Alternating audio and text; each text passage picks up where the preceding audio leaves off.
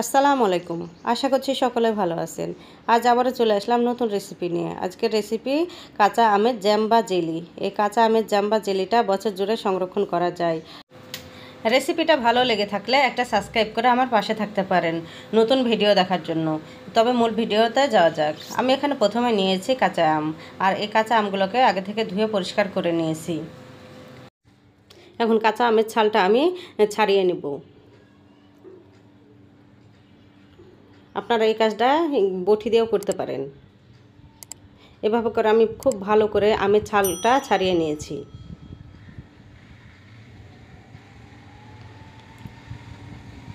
এখন আমি এই আমগুলোকে কিউব করে কেটে নেব।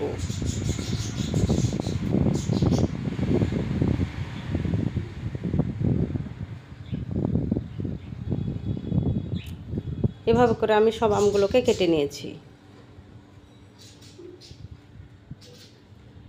এখন আমগুলোকে আমি একটা কাপ দিয়ে মেপে নিব।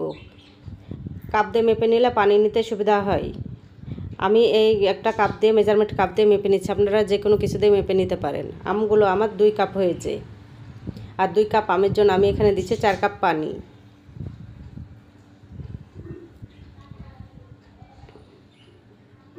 আমি এখানে টোটাল 4 কাপ পানি দিয়ে এখন ভালো করে আমটাকে সেদ্ধ করে নেব।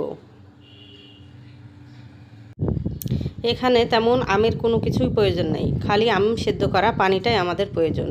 আমি এখন একটা ছাকনাতে আমের পানিটা ছেঁকে নিচ্ছি। এই আম সেদ্ধগুলো ফেলে না দিয়ে আমরা আমসত্ত্ব করে নিতে পারি।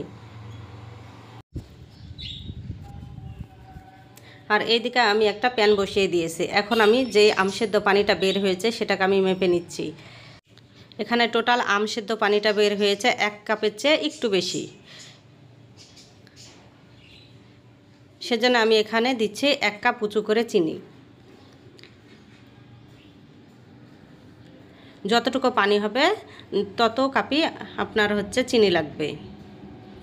এখন চিনিটা গলে আসা পর্যন্ত আমি অপেক্ষা করছি।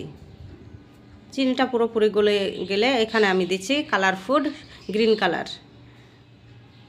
জ্যাম বা জেলিটা দেখতে সুন্দর লাগার জন্য এখানে আমি কালারটা দিচ্ছি। আপনারা চাইলে কেউ বাদও দিতে পারেন।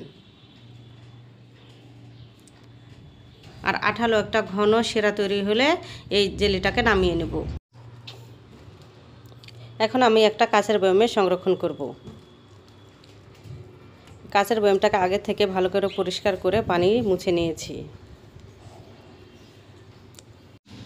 এখন আমি কাঁচের বয়ামে এই জেলিটাকে ঢেলে নিচ্ছি। এখন আমি উপরে যে ফেনাটা আছে ওটাকে উঠিয়ে ফেলছি।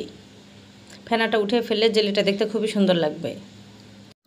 কাঁচের বয়ামে আমি এভাবে ঢেলে নিয়েছি। আপনারা চাইলে যে কোনো জায়গাতে এই জেলি বা জ্যামটাকে জমাতে পারেন। আমি 3 থেকে 4 ঘন্টা পর ফিরে আসলাম। দেখুন কতটা সুন্দর হয়েছে জ্যাম বা জেলি। কতটা জমাট বেঁধেছে, কোনো রকমের ঢাল হচ্ছে না জ্যামটা।